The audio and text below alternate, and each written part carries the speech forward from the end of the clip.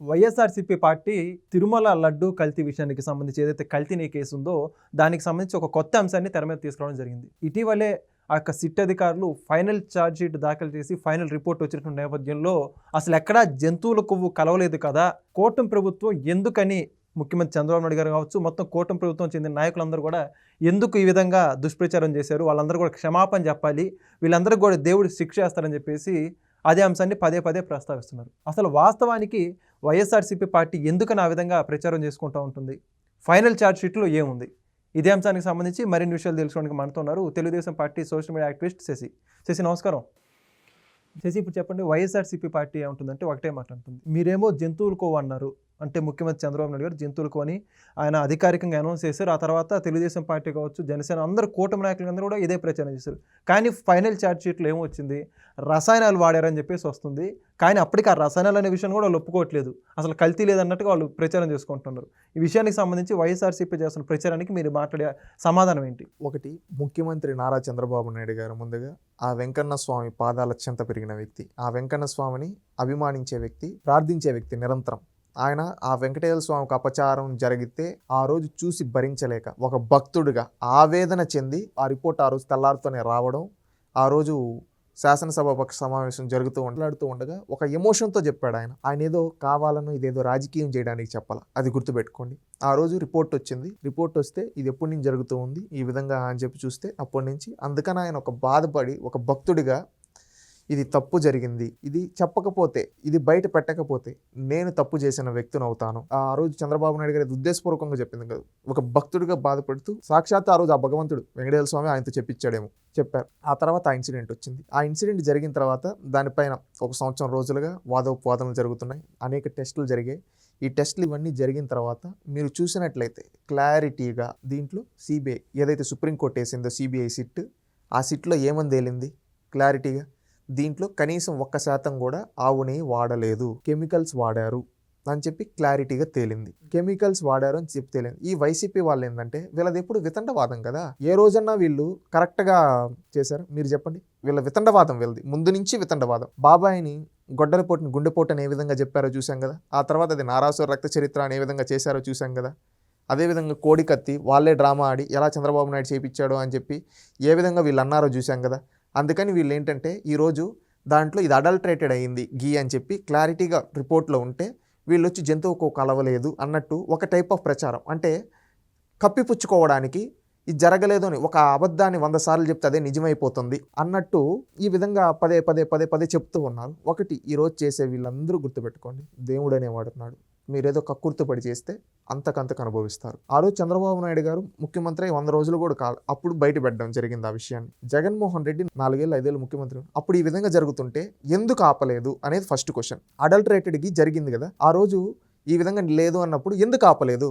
కమిషన్ల కోసమా? చెప్పాల్సిన బాధ్యత వాళ్ళపై ఉంది కదా, అవునా కదా? దీన్ని బట్టి మీరు ఒకటి ఆలోచించాల్సింది ఏంటంటే, ఎక్కడైనా కానీ వైసీపీ వాళ్ళు ఆ రోజు తప్పు చేశారు, అందుకే ఆ దేవుడు వాళ్ళని ఎలా కూర్చోబెట్టాడో మనం చూసాం. ఈరోజు దీంట్లో క్లారిటీగా ఏదైతే సుప్రీంకోర్టు దాంట్లో ఇచ్చింది, ఈరోజు దేశం నేషనల్ మీడియా కావచ్చు, స్టేట్ మీడియా కావచ్చు, ప్రతి ఒక్కరు ఏమని చెప్పారు, అడల్టరేటెడ్కి జరిగింది అని చెప్పారు. దీంట్లో ఏం వాడారు, కెమికల్స్ వాడారు అని చెప్తున్నారు.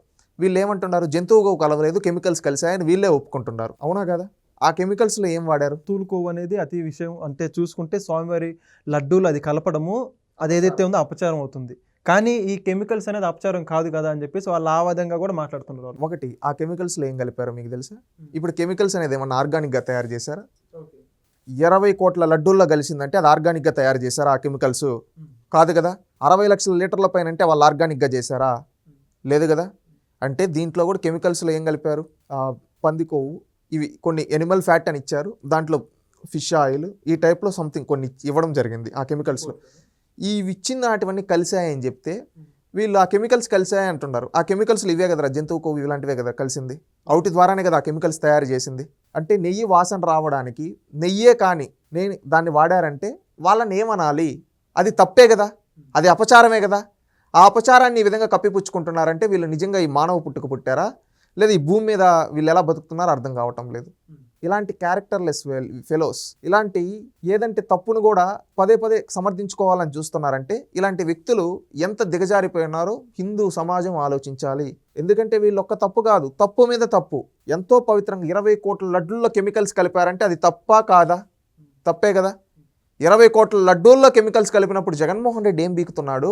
ప్యాలెస్ లో పడుకొని నిద్రపోతున్నాడా అని అడుగుతున్నాం. జగన్మోహన్ రెడ్డి తెలిసి జరుగుతుందా తెలియకుండా జరుగుతుంది అంటారు. వాళ్ళు అంటున్నారు చూడండి, అసలు పిల్లలు తినే నాణ్యమైన ఫుడ్ గురించి ఆలోచించే మనిషి లడ్డు కల్తీ చేసి అంటే ఎలా నమ్ముతారు అంటారు వాళ్ళు. ఒకటి, పాత చింతకాయ కబుర్లు చెప్పొద్దని చెప్పండి. పిల్లలు తినే ఫుడ్ని ఆ రోజు మధ్యాహ్న భోజన పథకం ఎంతమంది పిల్లలు ఈ ఫుడ్ బాగలేదని మేము ఇంటి దగ్గర నుంచి క్యారేజీలు తెచ్చుకుంటున్నామని చెప్పినట్టు ఉన్నాయి కదా. మాటలు చెప్పొద్దు. సొంత మీడియా ఛానళ్ళు, సాక్షి న్యూస్ పేపరు, సాక్షి ఛానల్ ఉన్నాయి కదా, మేము ఏది చెప్పినా జరిగిపోతుంది, భజన చేయడానికి పేటీఎం బ్యాచ్లు ఉన్నాయి కదా అని చెప్పి ఏవి పడితే అవి చెప్తామంటే వీళ్ళ ఆలోచనలు ఎలా ఉంటాయంటే భోగాపురం ఎయిర్పోర్ట్ వీళ్ళే వద్దంటారు, తర్వాత మేమే కట్టామంటారు, కియా వీళ్ళే వద్దంటారు, లేదు ఇది మళ్ళీ మా రాజశేఖర రెడ్డి వల్లే వచ్చిందంటారు, అమరావతిని వీళ్ళే వ్యతిరేకిస్తారు, అమరావతి రైతులను, ఆడబిడ్డల్ని, గర్భవతుల్ని ఇలాంటి వాళ్ళని చీరల్లాగి పొట్టల్లో తన్నిస్తారు, మళ్ళీ మేము అమరావతికి సపోర్ట్ అని మాట్లాడతారు. ఇలాంటి బ్రతుకులు వీళ్ళవి, వైసీపీ వాళ్ళవి. అర్థమవుతూ ఉందా? ఈరోజు వీళ్ళు తిరుమల లడ్డును కల్తీ చేసి నిస్సిగ్గుగా ఈరోజు మాట్లాడుతున్నారు. సిగ్గుపడండి. నెయ్యి వాడకుండా కెమికల్స్ వాడారంటే అది తప్పు. ఆ వెంకన్న స్వామి ప్రసాదంలో నెయ్యి వాడకుండా మీరు కెమికల్స్ కలిపారంటే అది అపచారమే కదా. ఇలాంటి అపచారం చేసి దాన్ని మళ్ళీ సమర్థిస్తున్నావంటే నువ్వు ఒక్కసారి నీ మనస్సాక్షిని ప్రశ్నించుకో. అది ఎవరైనా కావచ్చు, వైసీపీ తరపు నుంచి మాట్లాడే వాళ్ళకి. సిగ్గుపడండి. ప్రతి ఒక్కడు వచ్చి ఇట్లా ఫోన్లో పెట్టుకొని సెల్ఫీలు ఎట్లా పడితే అట్లా ఒక మాటతో ఇది అయిపోయింది కదా అంటున్నారు. గుర్తుపెట్టుకోండి, దేవుడితో రాజకీయాలు చేయొద్దు, కాలగర్భంలో కలిసిపోతారు. చెప్తుండ, దేవుడితో రాజకీయాలు చేయొద్దు. ఇప్పుడు తిరుమలలో గీ అడల్ట్రేట్ అయిన సుప్రీంకోర్టు క్లారిటీకి ఇచ్చింది. అడల్ట్రేటెడ్ అంటే అది తప్పే కదా, అపచారమే కదా. దాంట్లో మీరు కెమికల్స్ అంటున్నారు. ఆ కెమికల్స్లో ఏం కలిపారు మీరు చెప్పండి. ఆ కెమికల్స్లో ఏం కలిపారు? ఆ కెమికల్స్ ఏంటి? ఆవిడ బయట పెట్టే దమ్ము వైసీపీ వాళ్ళకుందా? ఒకటి, దాంట్లో అదే నేను అడిగేది, వాళ్ళని కెమికల్స్ ఇవి ఉన్నాయంటున్నారు కదా, చిన్నప్పటికి డబ్బులు వచ్చిందంటున్నారు. చిన్నప్పటిని ఎవరు? YV Subba Reddy PA. నా దగ్గర పిఏగా పనిచేస్తానంటే నాకు తెలియకుండా అతను నీ చేస్తాడా? 100 కోట్లు స్కామ్ చేస్తాడా? అది ఎవరికి జరిగింది? ఈరోజు సిట్టు దగ్గర నుంచి ఎట్లా వీళ్ళు తప్పించుకునే దానికి ఏమన్నా లాబింగ్లు చేసి ఏమన్నా చేయించేమో కానీ దేవుడి నుంచి తప్పించుకోరు వీళ్ళు. గుర్తుపెట్టుకోండి. ఒకసారి వెంకటేశ్వర స్వామితో ఆటలాడిన వాళ్ళు ఏమైపోయారో మనం చూసాం. వెంకటేశ్వర స్వామితో ఆటలాడొద్దు. తిరుమల లడ్డు ప్రసాదాన్ని నోట్లో పెట్టుకొని ఈ రోజు వరకు తిన్న వ్యక్తి ఆయన మాట్లాడతాడా? సతీ సమేతంగా వచ్చి పట్టు వస్త్రాలు సమర్పించలేని వ్యక్తి ఆయన మాట్లాడతాడా? సిట్టు లేదు బిట్టు లేదన్న వ్యక్తి మాట్లాడతాడా? భగవంతుడితో ఆటలాడొద్దండి. సీరియస్గా చెప్తున్నాం. ఎందుకంటే ఆ భగవంతుడు క్షమించాడు. గుర్తుపెట్టుకోండి. ఆ రోజు చంద్రబాబు నాయుడు గారు ఒక భక్తుడిగా ఆవేదన చెంది ఆ రోజు బయట పెట్టాడు. తర్వాత ఆయన ఎప్పుడు దాన్ని రాజకీయం చేయాలనుకోవాలా. గుర్తుపెట్టుకోండి. ఆ తప్పు జరిగింది, ఆ నిందితులకు శిక్ష పడాలని ఆయన కోరుకున్నాడు. ఏ రోజు కానీ ఒక భక్తుడిగా, వెంకన్న స్వామి భక్తుడిగా ఈ రోజుకి కూడా నిరంతరం చంద్రబాబు నాయుడు గారు వెంకన్న స్వామి ఏ సభలోకి వెళ్ళినా కానీ ఆ వెంకటేశ్వర స్వామి దయ వల్లే నేను ఈ రోజు ఉన్నాను, ఆయనకి ఎలాంటి అపచారం తలబెట్టనని చెప్పి చెప్తూ ఉంటాడు. అది ఆయన గుణం. అంతేగాని వెంకటేశ్వర స్వామి మెట్ల పైన చెప్పులు వేసుకొని వెళ్ళిన వ్యక్తి ఎవరో? జగన్మోహన్ రెడ్డి కాదా? వెంకటేశ్వర స్వామి లడ్డూని తినకుండా ఇట్టా నోటు పెట్టుకుని తీయేసిన వ్యక్తి జగన్మోహన్ రెడ్డి కాదా? సాక్షాత్తు ఆ వెంకన్న సన్నిధిలో ఒకే నినాదం, ఏడుకొండలవాడ వెంకటరమణ గోవింద, ఆపద ముక్కలవాడ అనాథరక్షక గోవింద అని నామస్మరణ చేస్తాం నిరంతరం వెంకన్న స్వామి భక్తులుగా. అలాంటిది అక్కడ తులాభారం లాంటిది ఏదో ఉంటే అక్కడ జగన్ రక్షక గోవింద అని ఆనాటి చైర్మన్ ఎవరైతే వైవి సుబ్బారెడ్డి గారి భార్య అంటే ఆ రోజు ఎందుకు క్షమాపణలు చెప్పలేదని అడుగుతున్నాం. ఆ రోజు ఎందుకు ఖండించలేదని అడుగుతున్నాం. అర్థమైందా మీకు? అంటే ఆ వెంకన్న స్వామిని ఎంత గేలి చేశారో చూడండి. హిందూ సమాజం అంతా గుర్తుపెట్టుకోండి. ఇది హిందువులందరికీ గుర్తుంది. తిరుమల లడ్డుని వీళ్ళు కల్తీ చేసింది గుర్తుంది, తిరుమలని అపవిత్రం చేసింది వీళ్ళు గుర్తుంది. ప్రతి ఒక్క దానికి అనుభవిస్తారు. ఆ వెంకన్న స్వామి వదిలిపెట్టాడు. గుర్తుపెట్టుకోండి. ఈరోజు చట్టం నుంచి వీళ్ళు తప్పించుకోవడానికి ఈ సోషల్ మీడియాను ఉపయోగించి, వీళ్ళ దగ్గరుండే మీడియాను ఉపయోగించి ఎన్ని అబద్ధాలైనా చెప్పొచ్చు. కానీ ఆ భగవంతుడితో ఆటలాడితే ఆ భగవంతుడు కాలగర్భంలో కలిసిపోతాడు. అంటే ఇప్పుడు ఇది డబ్బుల సంపాదన కోసం అడల్ట్రేషన్ చేశారంటారా, లేకపోతే ఏదైనా ఉద్దేశపూర్వకంగా చేశారంటారా? ఖచ్చితంగా ఉద్దేశపూర్వకంగానే చేశారు. డబ్బుల కోసం అయితే ఇంతకు దిగజారు అనుకుంటా. వీళ్ళ వెనకాల ఒక కుట్ర ఆలోచన ఉంది. ఆ కుట్ర ఆలోచనలు కూడా రానున్న రోజుల్లో బయటపడతాయి. అయితే డబ్బుల కోసం అయితే కాదంటారు?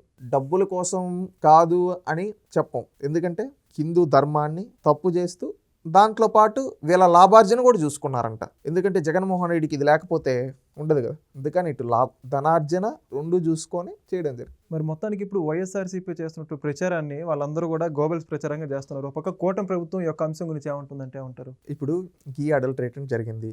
సిట్ రిపోర్ట్ సిబిఐ వేసిన, సుప్రీంకోర్టు వేసిన సిబిఐ సిట్ రిపోర్ట్ ఇచ్చింది. రానున్న రోజుల్లో వీళ్ళందరూ అరెస్ట్ అవుతారు. చట్టం తన పని తాను చేసుకుంటూ పోతుంది. ఈరోజు వైసీపీ వాళ్ళు ఎన్ని అబద్ధాలు చెప్పాలని చూసినా, అంటే ఎంత కప్పిపుచ్చాలని చూసినా ఈరోజు ఒకరిద్దరు కాళ్ళు కప్పొచ్చాము కానీ ఆ భగవంతుడిని మాత్రం మోసం చేయలేరని చెప్తాం. ఫైనల్గా వెంకటేశ్వర స్వామితో ఆటలాడద్దండి, రాజకీయాలు చేయొద్దండి. అది ఏ రాజకీయ పార్టీ అయినా కావచ్చు, హుందాగా రాజకీయం చేయాలి. అంతేగాని ఈరోజు దిగజారిపోయి రాజకీయాలు చేయొద్దని వైసీపీ పార్టీకి తెలియజేస్తారు. చేసిన తప్పుకి ఆ వేడుకొండల వెంకన్న స్వామిని క్షమాపణ అడగండి, క్షమిస్తాడు. లేకపోతే ఇట్లే మేము అబద్ధం పైన అబద్ధం చేసుకుంటా అంటే మీ పార్టీకి పుట్టగతులు లేకుండా చేస్తాడు. గతంలో ఆ విధంగా పెట్టుకున్న వాళ్ళని ఆ విధంగా చేశాడు ఆ వెంకన్న స్వామి. ఖచ్చితంగా రేపు భవిష్యత్తులో కూడా పుట్టగతులు లేకుండా పోతారు. Please subscribe to Leo News for more videos.